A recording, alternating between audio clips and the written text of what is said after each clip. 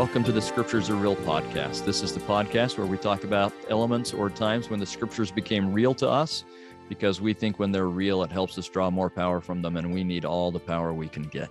I'm your host, Kerry Muhlstein, and I'm so excited to have my guest today, a dear friend since, I don't know, probably like 1993 or something like that. Maybe that makes us both sound old.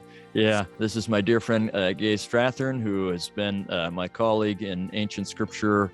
We were both adjunct before we were full-time together, and now she's the associate dean here in our College of Religious Education. A fantastic scholar, but more than that, a fantastic teacher. Her specialty is in New Testament, but she knows so much more than that, and you'll hear that in a moment. But most importantly to me, a fantastic person, a dear, kind soul. Oh, in fact, I've just thought of a story you probably don't want me to tell, and we can cut it out if you edit it out if you don't want. But this will give you an idea of how kind Gaye is. As I said, we were both adjunct professors for a long time, and then Gaye came back full time. I think you were still working on your dissertation, but came back full time. And then I was at BYU Hawaii, and then I came back. And my first semester, I think I was going to teach full time here, and we did a social event, and we were playing laser tag. And I think they'd given us some rules about not sticking your gun through a hole or so. I can't remember, but I remember seeing there was this little blind and there was a hole in it. I thought, I think I see someone in there. And so I stuck my little gun through so I could shoot whoever was over there. But what was in there was Gaye's eye being stuck up to the hole. And I knocked her in the eye with that gun, gave her a great big shiner that she had to start the semester teaching with this great big black eye, and I'd been stupid in doing it, and Gaye was never, I'm sure it hurt, and I'm sure it was not fun to go to all the events at the beginning of the year and everything with a big black eye, but I never heard anything negative. It was always, it's okay, don't worry about it. That's the kind of person Gaye is, just a good, kind person. So welcome, Gaye. Thank you, Kerry. Yeah, that was a fun game playing laser tag with you. Yeah, until then, huh? We can laugh about it now, right? That's right. In fact, I think I have still up above my door. I taped it above my door right then because I got the high score in that game. So I've had it in my office ever since.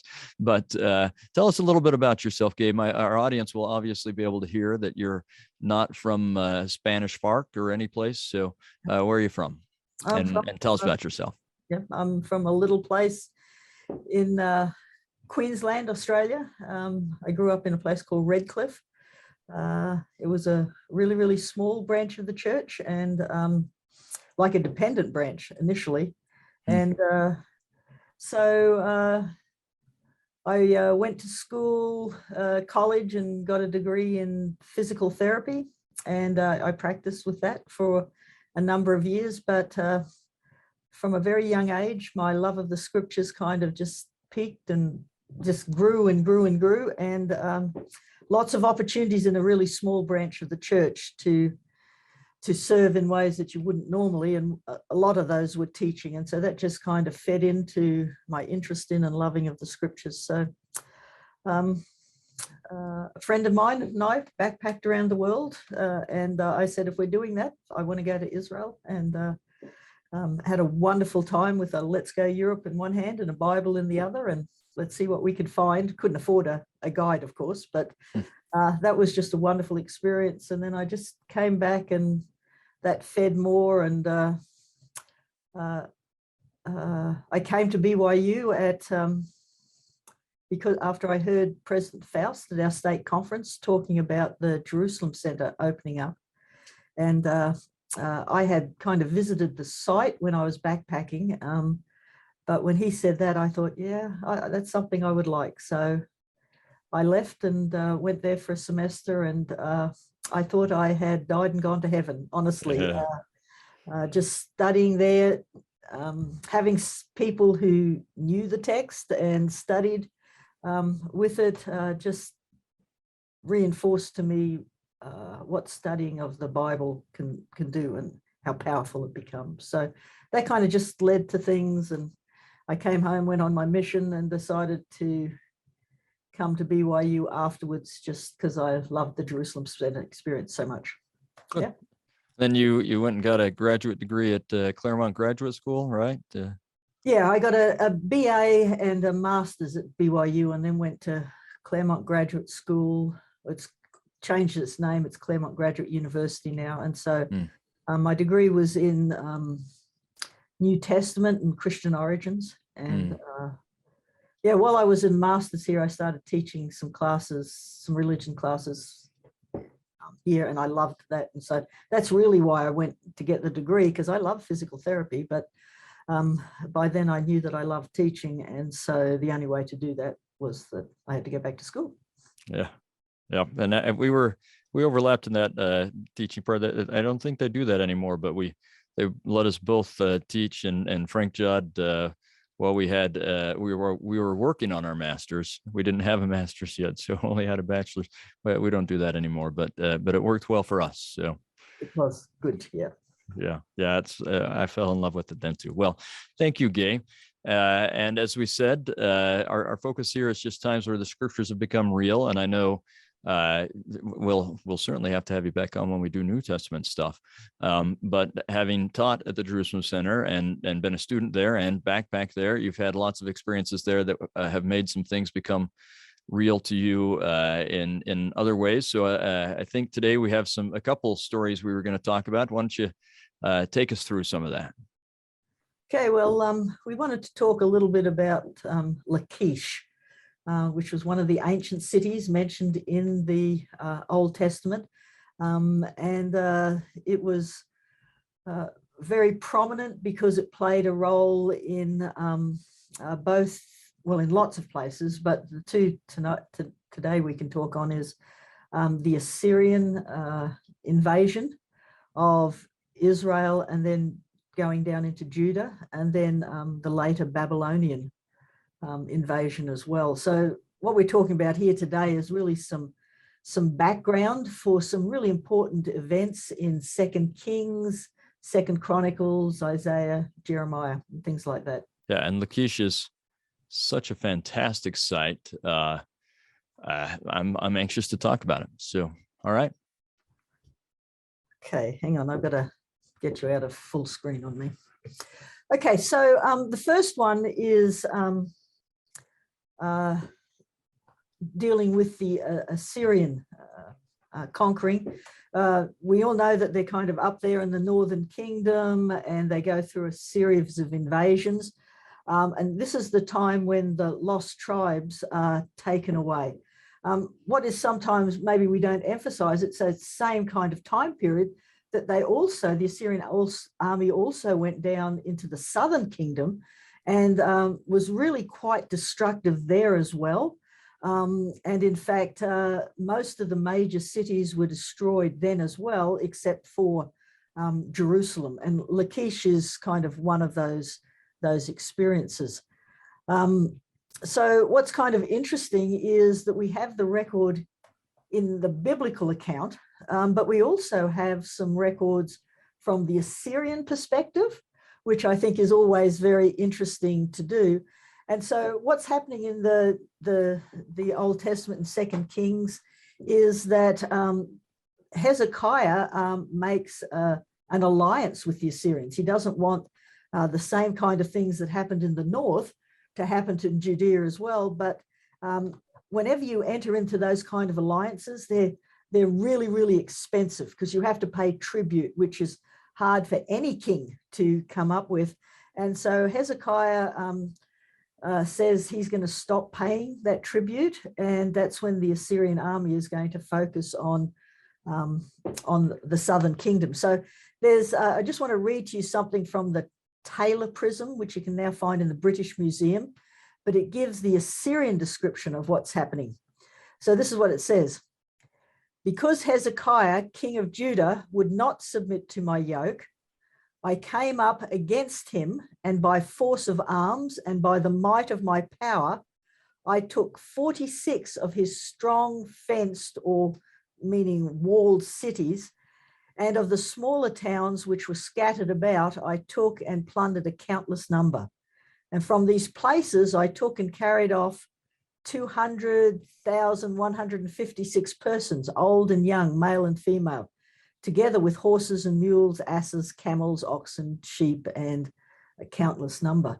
So the destruction that we associate with the northern kingdom is also happening in the southern kingdom. And one of the things about Lachish, which is one of those cities, so they would have come down conquering some of these major walled cities, and then the last city that they do that before going up to Jerusalem is this city of Lachish. And one of the fun things in this Assyrian warfare that scholars have found, archaeologists have found, in Sennacherib's palace in Nineveh, all of these reliefs that are depicting some of these battles, and particularly the conquering of Lachish. And so there's a subscription here again from Sennacherib. Sennacherib, the mighty king of the country of Assyria, sitting on the throne of judgment before, or it might read, or at the entrance of the city of Lachish. I give permission for its slaughter. So that's really kind of impressive, right? Yeah, and I mean, it's amazing depictions of the you can see the siege towers and archers and all sorts of stuff going on there. Yeah, and so you know, even if you go there today, and this is the fun part, right? You can see. So one of the ways that they'd lay siege is that they'd build this ramp that would now allow their what do you call those things? The siege towers and siege towers. That's right. To come in, and if you go to Lachish today, though, that ramp is still there. Yeah. Right. And so you can see it and have an experience with that. And it is kind of a way of defending themselves against this ramp. They kind of do these. They try and fortify the walls so those siege machines won't get. And you can see the places where they've fortified them. So that's kind of really exciting thing to happen. So, for example, we also find in part of the archaeologists in part of this area found 103 arrowheads. Yeah, and in a small section. Yeah. I think it's a 5 by 5 meters square. They find 103 arrowheads from that battle. So, which is really pretty amazing. So when you're there in Lachish, this battle isn't just words on a page as we're reading in 2 Kings or other places, but it now becomes really alive as something real, right? Yeah. In fact, maybe I'll just add, I've been there where you can be at the top. You can see where, like you said, where that tower or the ramp was, and that's the area where they found all those arrowheads, was right at where the ramp was hitting up against the wall. And I've been up on top of the wall looking down on that ramp, and you can still see today, if you just look in the dirt a little bit. I didn't take them because that would be illegal, but you can see sling stones. So these are stones that they've made round so that the guys down below are slinging up there, trying to kill the guys who are up on the wall, trying to protect it. And still today, there are stones that are left over there from this battle that happened in 700. So it's amazing. Yeah. And so then it gives kind of life then. So maybe we could turn to 2 Kings and just read a couple of passages here. And I'm just thinking here of 2 Kings 19. So what happens is that the king is going to send, Sennacherib is going to send some of his leaders, probably from Lachish, but up to Jerusalem. And they're going to get up there and they're going to start making this pronouncement to Jerusalem, talking about how Jerusalem is going to be destroyed. One of the things I think it's important for us to understand is one of the greatest weapons in antiquity were not always siege machines and things like that, but it's the ability to instill fear. Yeah. In their opponents. And this is what Rabshakeh is doing, and what Sennacherib's wanting Rabshakeh to do, to go up and to stand outside Jerusalem and talk about all of the horrible things that are going to happen to Jerusalem if they don't give in. And so we have the people in the walls in Jerusalem and the leaders saying, don't speak Hebrew, speak your language, because we can understand, because they don't want the people to hear what he's saying. He's saying, no, I'm wanting everybody to hear what's going to happen to you.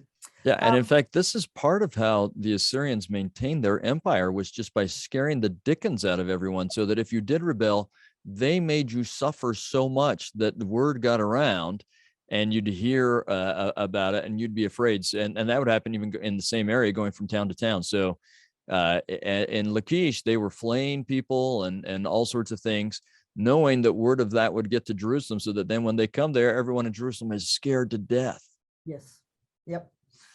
So they're doing all of this, and you can imagine what Hezekiah is thinking. And in fact, Hezekiah sends a letter to them and says, you know, I made a mistake. Please forgive me. I'm willing to pay whatever it takes. Please don't come against us. And so even he feels some of this fear that's associated. But then Hezekiah is also going to go to the prophet Isaiah. And so in chapter 19, verses 6, this is what Isaiah says to him. Thus shall ye say to your master, thus saith the Lord, be not afraid of the words which thou hast heard, with which the servants of the king of Assyria have blasphemed me. So one of the things they're saying, you think your God is going to save you, but where are the gods of all of these people I've destroyed? They didn't show up, and your God probably won't show up as well. But Isaiah says, verse 7, behold, I will send a blast upon him, that he shall hear a rumor and shall return to his own land, and I will cause him to fall by the sword in his own land. So Isaiah is saying, don't be afraid. Continue to trust in God, because I will take care of this Assyrian army. And that's what happens. So the Bible tells us that that an angel of the Lord came during the night and wiped out 50,000 people. Sennacherib wasn't there. He was in another place, but he also had to go home. And while he's at home, 2 of his sons put him to death.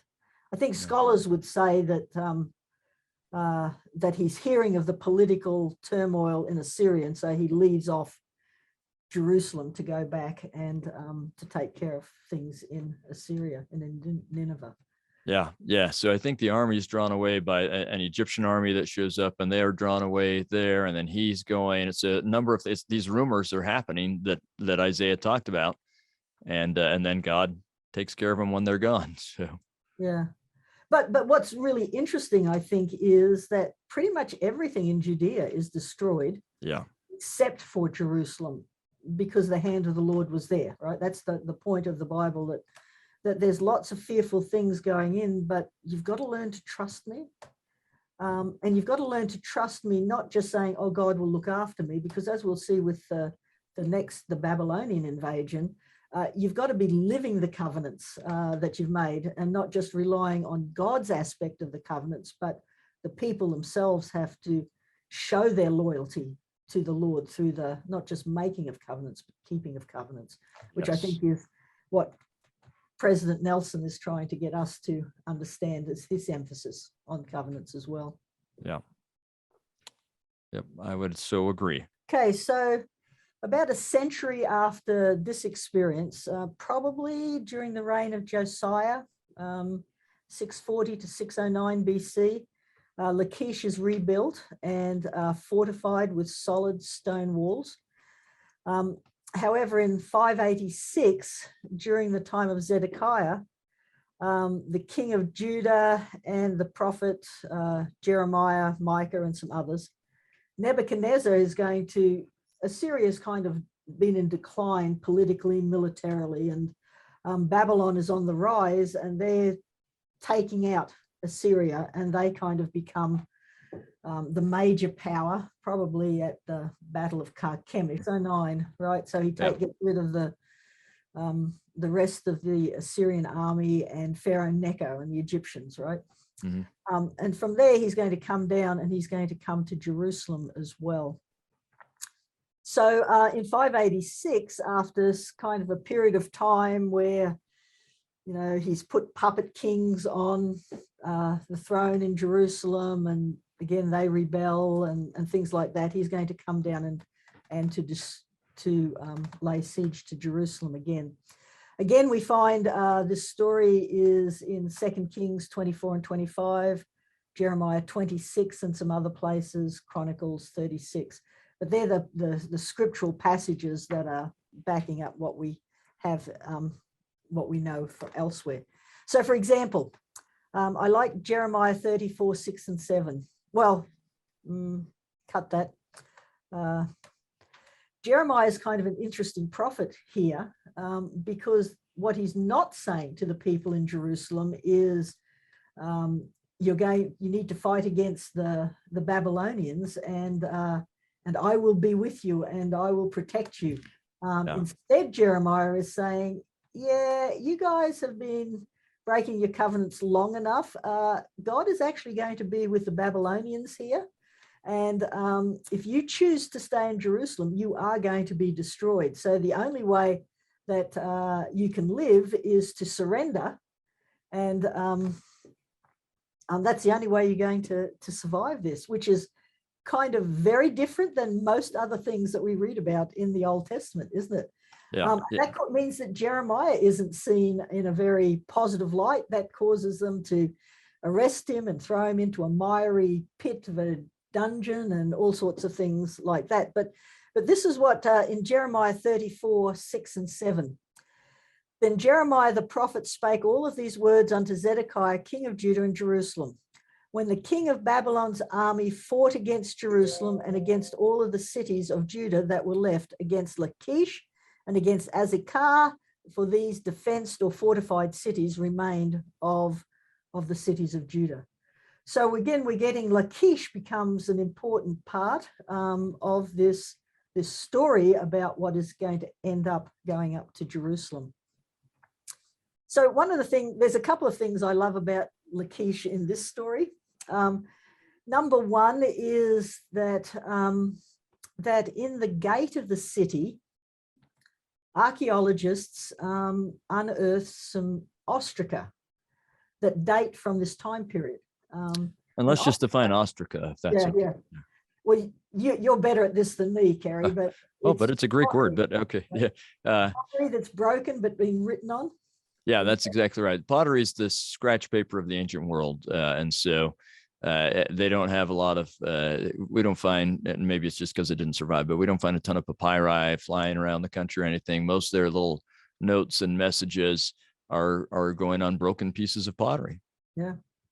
And so they find some of these, and this is a kind of the one side of some correspondence that's going on. And what's really important about it is that this is kind of going on during this time of Jeremiah, during this time of the Babylonians kind of coming down. And again, people are hearing the stories of what the Babylonians are doing as well because of this fear factor. And so there's three of them that I'm interested in, and one more than the other two. But in letters 2 and 6, we're just kind of getting a general kind of description of the things that are going on at this time during Jeremiah's time. Jeremiah is never mentioned here by name, but just generally some things that kind of may be reflective of some of the things that we're also reading in Jeremiah. So in letter 3, with this conversation, there's this mention of the prophet is saying, be on guard, right? So we've got these prophetic voices saying that we have to be careful because something important is happening with the Babylonians coming. And then in letter 6, now this is a really kind of broken, there's lots of holes in it, so we don't get the full text.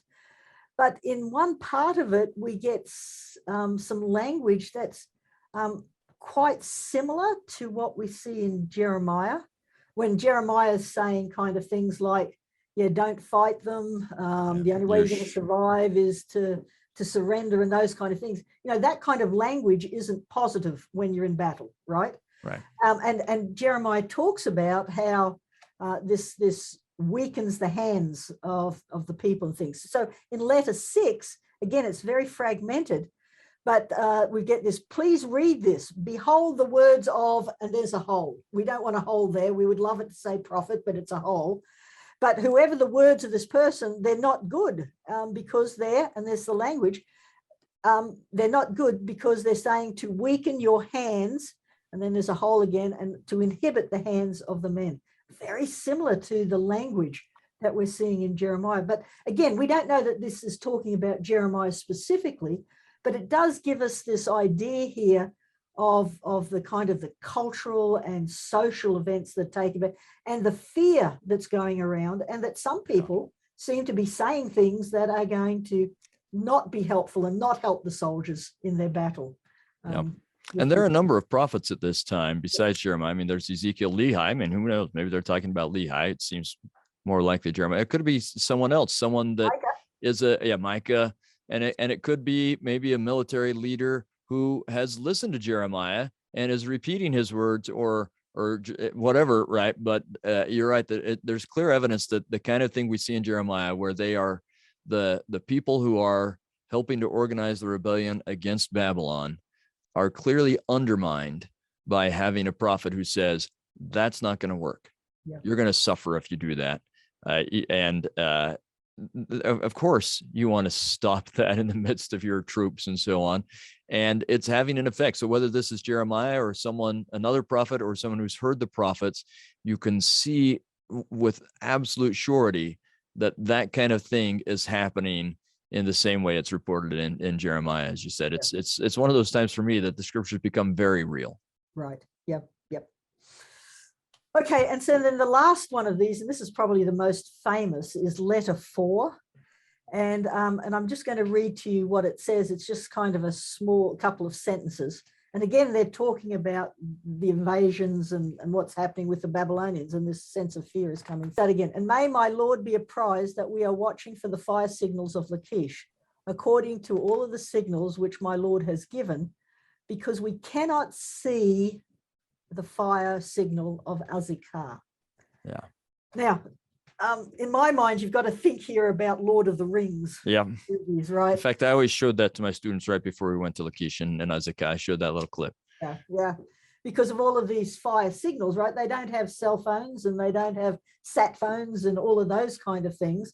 But these fires, then they're on tops from cities that are on tops of mountains, and they became kind of signals to other cities of what's happening, especially if you know this invasion is coming and you know that the basic route that the army is going to take. And so for them to hear that they can no longer see the fires of Azekah means Azekah has fallen. Yeah. Right? The Babylonians have taken them. And so what that means then for the people in Lachish is going, where next, right? Yep. Because they're there they're the next city that would be laid under siege for. So anyway, so this is why this is so meaningful for me. So when you're in Jerusalem and you're with the students, you take them on field trips, lots and lots and lots of field trips, more than anybody else who visits the land.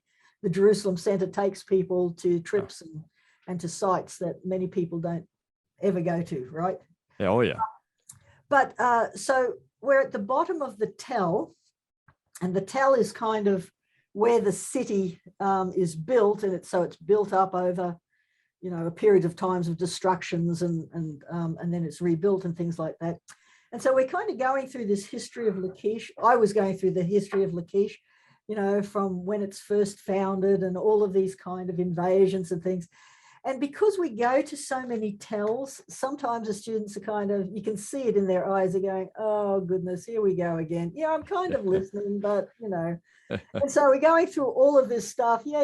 And we're talking about these letters of Lachish and talking about letter 4, and they kind of, you can almost see their eyes rolling, right? Yeah. It seems so compelling to me. And some of them you're just like, I remember the phrase, oh, swell, another tell, right? It's I've heard another version of that. Yeah, well, there are other versions that rhyme just as well, but we won't repeat here. But yeah. But what we were doing there, and this, I can't claim any credit for this. I think it was the group before me with Dan Belknap and David Whitchurch. Yeah. But what we tried to do is look at this letter 4 and help the students get a visual of what this is like. So what we've done is we have the 2 buses of students So we were doing this kind of coordinating this so that the other bus was on Azekah as we were on Lachish. Yeah. So and I was usually on the bus that was Azekah. So this would be like you and I doing this together. Yes. Yep, yeah. That's right. And so I'm here talking with the other teacher, if it was you, and everything, and trying to set things up. But we have them take this long kind of mirror up onto the top of the tell, and we start trying to look at the sun and trying to, reflect the sun as kind of the equivalent of the fires, right? So we've got a mirror on Azekah, and we've got this mirror on Lachish. And again, the students were kind of, what on earth are we going? What are we doing? Why are we doing this? And then all of a sudden, and so what's Azekah? How many miles away is it? It's I don't know. I can't remember off the top of my head. I know it takes a while to drive there, but that's not as the crow flies, right? You've got all these hills and valleys. So I don't know how far it is as the crow flies. That's a good question. I should have looked it up beforehand, but I'll look it up and put it in the show notes. Okay. So all of a sudden, one of the students says, I see it, right? And they see this flash, and now everybody's attention was there, right? And they're looking for it. And then we see another flash, and then we see another flash. And I'm on the phone with the other teacher. Can you see us? Yeah. They're all excited because they've seen it as well. And so now all of a sudden, this letter 4 of the Lachish ostraca is really, really important to the students, because now they've got an experiential rather than just just cerebral or something. But yeah. And I just looked it up. It's probably about 10 miles somewhere in there. So I exceeded it, especially, but I apologize. Well, maybe not. It's 25 kilometers as you drive, and it's shorter. So I'm just making an estimate. But anyway. Well, if it's 10 miles, then that's probably more like 20 if you're using metric like me. I'll blame it on that, right? Yeah, okay, yeah. Anyway, that was just a wonderful, wonderful experience that you don't get in the classroom, but you get on site to help these stories and these experiences come alive. Yeah, and again, you've got this kind of combination of the scriptures talk about the last 3 cities are Azekah, then Lachish, then Jerusalem, right? And then you get this letter that's in the middle of those 3, right? Okay, we can't see that, and it's in Lachish, so they're about to hit Lachish, and then from Lachish they go to Jerusalem, and then as you say, you put it. So those are 2 little elements that come together, and then when you actually experience it, it is one of those moments where you sit there and think how chilling it would be to be in Lachish and say the fires are out. We're next. That would be terrifying, absolutely terrifying. And Lachish is a big fortified city. It's one of the strongest defense cities they had. But if Azekah is falling and everyone else is falling, chances are you're going down within a day or 2. Most likely I'm dead in a day or 2, and that's a scary. That has to be a chilling feeling. And then somewhere along the line, Jerusalem is going to hear that Azekah has fallen. Yep. And it's elements like that, I think, that it's one thing to read them, and it's another to try and put yourself in the position of the soldier or someone that's working with them that is living in Lachish, and recognize, or Jerusalem or Azekah or any of these cities that fell, and to think what it meant in terms of their feelings, their experience, and so on. Maybe I can just share one other experience I've had at Lachish, if that's all right. That I don't know why I got so emotional the first time I did this, and since then, every time I go back and look at this, the emotions come back to me. But there are these couple of gates at Lachish, really big gates, right? That's how they protect the city. And there's the threshold that the door would press up against, so that you kind of block the door up against this stone threshold. It's a wood door, but it's a stone threshold, and you can see those thresholds really clearly today. And I can remember the same kind of thing you're talking about. Like I could see students were kind of starting, it's a hot day and they're starting to zone out. And so I was trying to get them to think about this. And I got several of them come up with me, and I said, let's put in your mind's eye, there's a door here. Let's put our hands up and try and hold the door. And now think of yourself, there's the Babylonians or the Assyrians are out there, and your wife and children are back here behind you. and you've got to hold this door shut or they're dying. In the meantime, there's a siege ramp over there and people are dying over there and so on.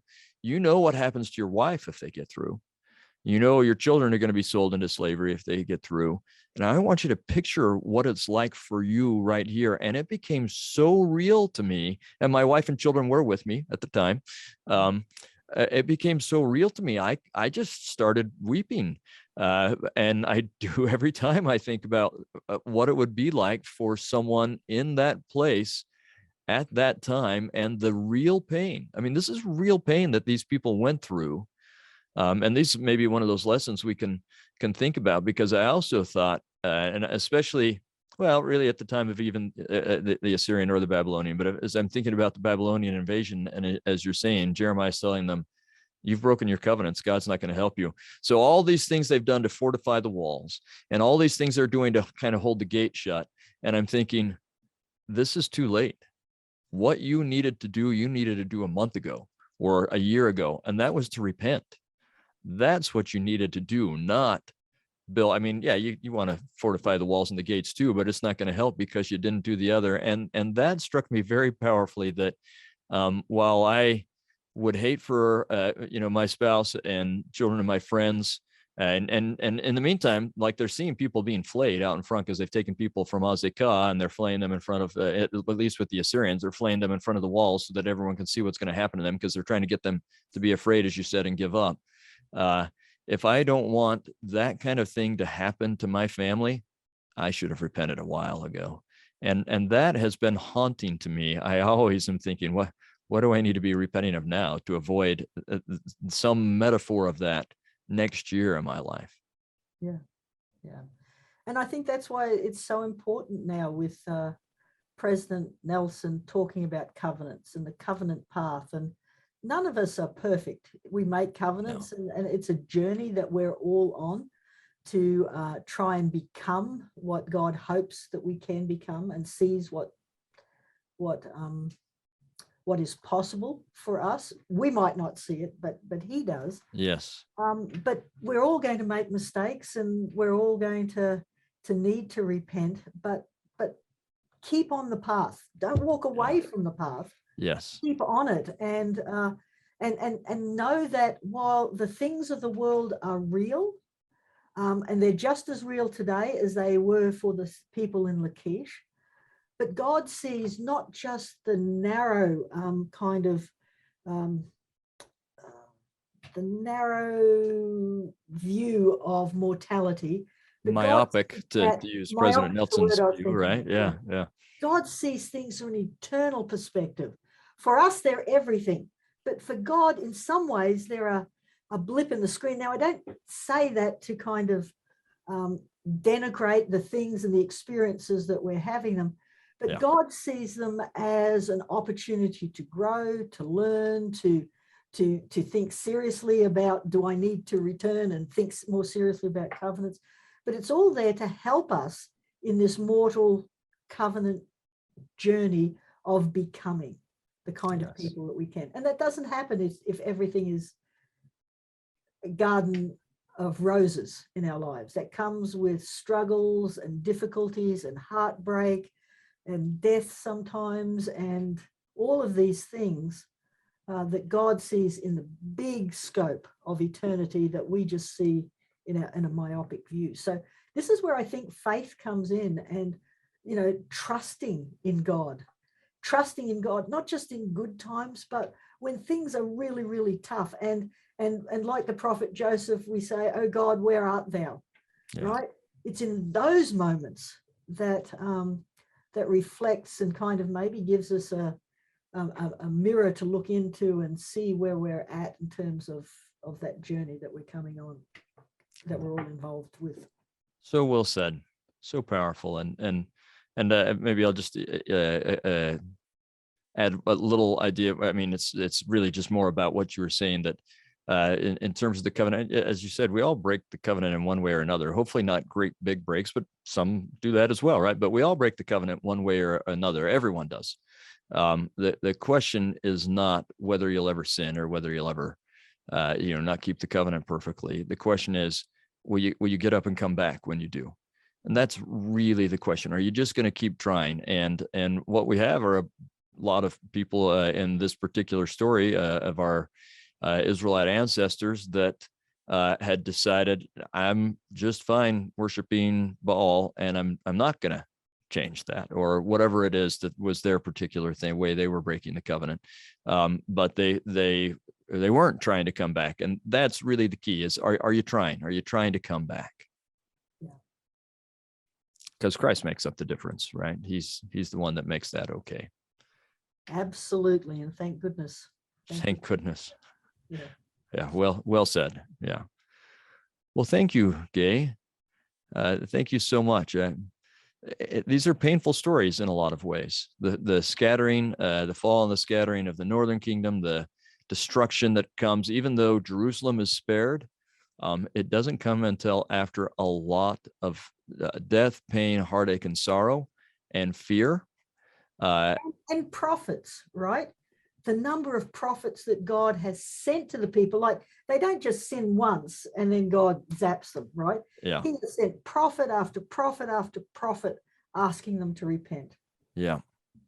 Yeah. And that's one of the things, as we're doing Come Follow Me right now, and the way that we're doing in this curriculum, where we're doing the storyline zip, and then we're going to get back to the prophets. That's one of the things I'm hoping. And so I'll probably do just like maybe even a special little short cast, I call them, but anyway, short episode to try and tie prophets to the time periods. But that's one of the things that I hope we're getting, is that in all of this, right, just before the fall of the northern kingdom, you've got Hosea and Amos and Isaiah and Micah, as you said, and others that don't have names, and others that have names that are mentioned so briefly I don't remember them. But you've got lots of prophets that are doing stuff. And the same thing within the Babylonian destruction. You've got Lehi and Ezekiel and Jeremiah, and I can't remember who all, but there are others that we know about. And then we hear about prophets that don't have names again. I mean, well, they had names, but they're not named in the Bible. And you're so right, that so much warning. And so there's another question for us, is we're getting warning right now. We've mentioned a number of things President Nelson has said, just as you and I are talking, and it's not just President Nelson. I can think just in last conference of 4 or 5 people who've said similar things. We're getting plenty of warnings. Oh, how I hope we're heeding them. Me personally in my life, and all of us. Let's take this seriously, or we're going to be standing holding that threshold, that door against that threshold, and it's not going to help. Yeah. Well said. Well, thank you, Gaye. Bless you. I always learn when I'm with you, and I'm always edified. And I think our audience can feel how real the scriptures are, and hopefully that allows them to apply it to their lives better. So thank you for that. Thanks for inviting me, Kerry. Oh, always a pleasure. And we'll make sure. I mean, you can come back anytime you want, but you can count I'll be knocking on your door a number of times with New Testament. But just bless you. And I hope our audience, if there's something in here that has been impactful for you, do something about it. And if you think that some of this would be helpful for a friend, pass this along. Gaye and I love chatting with each other. We actually really do. This is just good, clean fun. But we do this because we want to help as many people as possible. So if there's someone that you feel could maybe would enjoy this message, then please pass it along. So thank you. And remember, the scriptures are real, and have a wonderful day.